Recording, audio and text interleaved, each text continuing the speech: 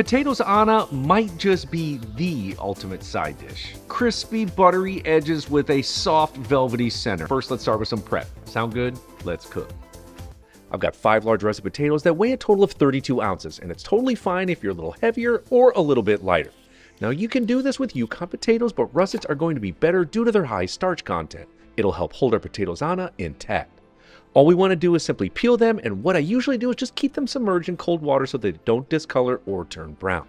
So for the leftover potato peelings, don't throw these away. I promise you, you can make something amazing with these, and I'll tell you what it is at the end. For now, at this stage, we want to thinly slice these. But to make sure we are starting off the right foot, I'm just going to slice off about a ½ inch from one end, because honestly, they're going to be too small of a slice to add to our Pommes Anna, so it's best to just remove these.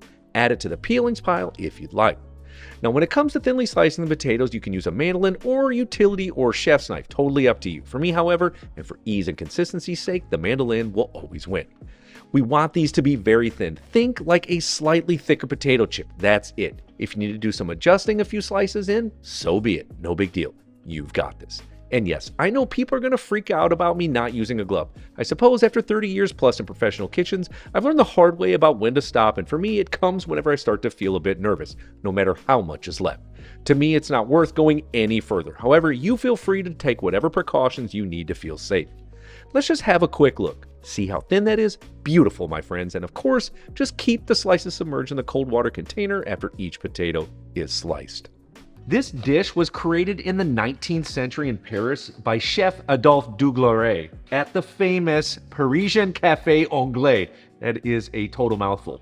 Now, it was actually made for a frequent visitor named Anna de Leon, and it turned into something amazing that was really meant to be originally simple. But Dugleret, he wasn't the one responsible for taking it past Paris. It was actually someone else, and I'll get to that in a minute. For now, let's finish up the slicing. Okay, let's wrap these up and then rinse them off a bit more. I'm just going to strain these and give them a little shimmy shake, and then I want to further rinse these under cold water. This will only help give you crispier, cleaner tasting Potatoes Anna due to the cleaner surface, which will also help it cook more evenly. Then, as I've always stated, moisture is truly the arch nemesis to a beautiful brown sear. Plus, if there's too much water on them, they're going to pop in that hot butter and burn up your hands and arms. Don't want that, it's no good. So what I do is dry them very well in a few kitchen towels, and I always use these plain flour sack towels because they're really good at soaking up moisture. And I have to say, be gentle when doing this because you definitely don't want to break or snap any of these potato slices you work so hard to prep. Yes, it seems dumb and simple, but little techniques like this just go a long way in showing love to whomever gets to eat it. You can absolutely do this. Alright, we're ready to start cooking, but first in a small pot, I'm going to add in 1 stick of unsalted butter and melt it over low heat. You could, if you want, at this stage add in 2 finely minced garlic cloves or even some finely minced fresh herbs like rosemary or thyme, but for me, I'm more of a traditionalist, so I'll stick with plain butter. Okay, so here's what I plan on cooking this in. A 10-inch cast iron skillet. And for me, a well-seasoned cast iron skillet is just the best to cook Pommes Anna in. And it better be well-seasoned because I'll show you why at the end when we go to serve it up, it's really important. We've got a really heavy bottom. It'll help us cook it evenly, and it will also ensure we get those edges extra crispy because that's just the best part. I don't know what else to tell you. And a cast iron skillet, almost everyone has these in the kitchen. Now, if yours isn't well seasoned, well, I've got a video for that. Let's get cooking. We're going to add this right to the cooktop, and then I'm adding in 3 tablespoons of unsalted butter. Remember, you control the sodium content, not a butter company.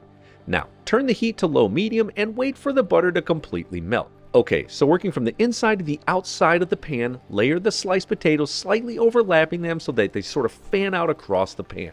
This does not need to be perfect, I promise you, as they sear and roast in the oven, and I'll show you a trick to help flatten them out in a minute. But first, grab the melted butter, and once the first layer is in the pan, drizzle a little bit of the melted butter, maybe a few teaspoons, that's it. Then, gently season with coarse salt and freshly cracked pepper. Do not go overboard, we have several more layers to season, and this little seasoning will go a long way. Now, sticking to the man who made them famous, Chef Auguste Escoffier, we're going to then add another layer, but we're going to do them in the opposite direction. This will help create structure, even thickness, and will make it look stunning. Now, while Chef Dugleret did invent this dish, most everyone tips the hat to Escoffier for taking it far past Paris, France, and really due to his famous book, Le Guide Culinaire. Now, when Escoffier makes anything, you can think of it as really becoming canonized, especially in the chef world. So at this stage, after 2 layers have been placed down, I like to give the pan a little shake just to ensure nothing is sticking. Perfect. Simply repeat the process until there are 6 total layers that are created with the light drizzle of butter, salt, and pepper in between, and remembering to change directions in between each layer. It's okay if you forget and accidentally go in the same direction twice, this will be totally fine. Now once we get to that last layer, we're going to drizzle on more butter and season with salt and pepper, just like with all the other layers. Don't worry if it seems like the potatoes are right up to the lip of the pan and almost going over, because here's how I ensure for even cooking. Using another pan of equal or slightly smaller size, place it on top of the potatoes, press them down to flatten and compress them. This is going to help brown them up, and the flattening part will help them cook more evenly. We want to compact everything in there. As it cooks, it will shrink down just a little bit. Just let everything cook like this, completely untouched, for 3 to 4 minutes. And again, we are still over low to medium heat. All right, let's remove the pan and replace it with a sheet of foil. And remember, the pan is hot. It's on the burner, so be careful here. All I'm looking to do is to cover it up. It does not need to be perfectly wrapped in any way. This is going to help steam roast, if you will, to help speed up the cooking process and ensure the potatoes are extremely tender. It's going in the oven at 425 degrees F on a middle rack or a rack in the top third section for 25 minutes. But don't go very far, because after that time, we're coming back and removing the foil, and gosh, does this smell good already. Push it back in there and cook for an additional 20 to 25 minutes. We want to help brown up the top a bit too. All right. It's now time, and my kitchen smells incredible. Take out the Pommes Anna and let them rest on a towel on the counter or cutting board, and goodness does it look beautiful. Let it rest for 5 to 6 minutes. This will help set the structure of it and have a cleaner release, ensuring it looks stunning. And wait until you see it in just a second. Can't wait to show you. But first, after it rests, use a butter knife to gently scrape the sides to take care that nothing is sticking at all, and nothing is. Perfection. So at this stage, grab a plate or whatever you plan on serving it on and place it over top of the skillet, and then simply give it a flip. But remember to be careful, because that cast iron pan is heavy, and golly, would you look at that. I want to eat it immediately. And what I like to do is finish with just a little leftover melted butter, and just look at that shine. Beautiful.